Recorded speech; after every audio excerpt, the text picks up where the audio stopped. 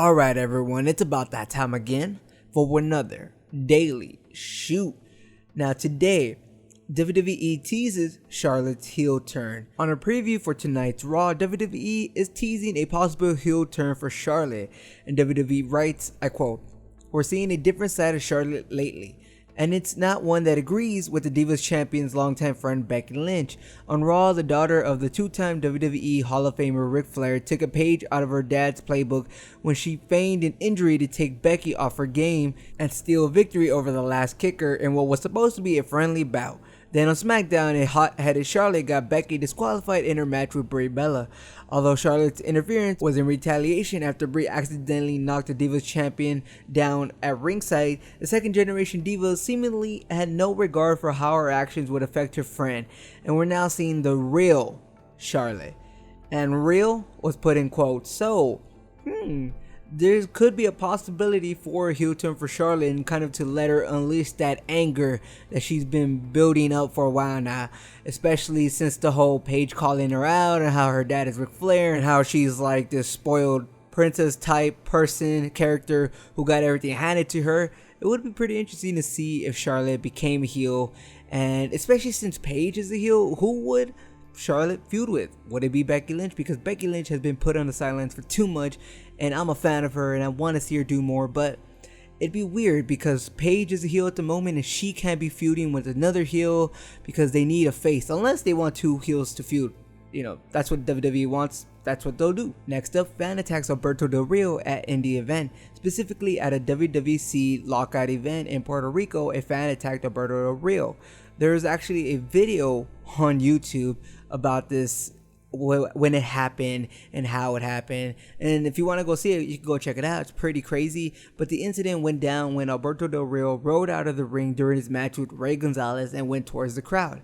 A fan came out of nowhere and started punching Alberto Del Rio until security came to break it up. And honestly, watching the video, it was pretty crazy seeing like 10 to 20 security guards just run to try to protect Del Rio. But let's be honest, Del Rio doesn't need much protection. If he knew his job was secure, you know he was gonna hit back because he's a real fighter besides just wrestling in the ring, and everybody on the main roster and the internet knows that. Well, besides that guy in Puerto Rico, he clearly didn't know that, or else he wouldn't have started a fight with Del Rio. Next up, Jim Ross comments on changes to WWE SmackDown. Jim Ross took to his blog to talk about the changes to WWE programming once SmackDown moves to the USA Network next year. And here's what he had to say, and I quote, "Expect some noticeable changes to WWE SmackDown when it moves to the USA Network in January. Hopefully Raw and SmackDown will be more episodically produced after they both start airing on the same network." I very much agree with this statement. I think once it's on the same network, they'll have a better autonomy with Raw and SmackDown, and maybe SmackDown will actually be good again. Let's hope they get better writers.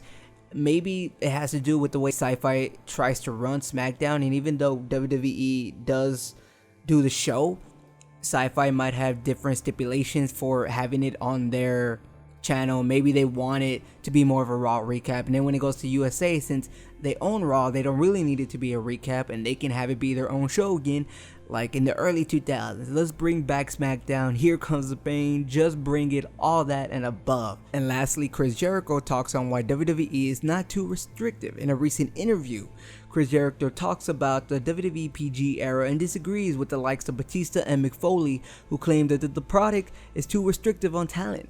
Here's what he had to say, and I quote, "If you're a good performer, you make it good no matter what the rules are. I don't have to go out there and say son of a B and get color and dump outhouses full of stuff on Vince McMahon to get over." He continues to say that he doesn't have to do stuff like that to get over with the crowd, to have a good time, to put on a good performance. He thinks they're both great performers and that they can both make it work, but once again, your job as a performer is to take what you're given and make it work. And sometimes you have restrictions and sometimes you don't have restrictions, is what he's basically saying. But either way, it's your job to make it work, and you make it work if you're a good performer. I mean, look at the New Day.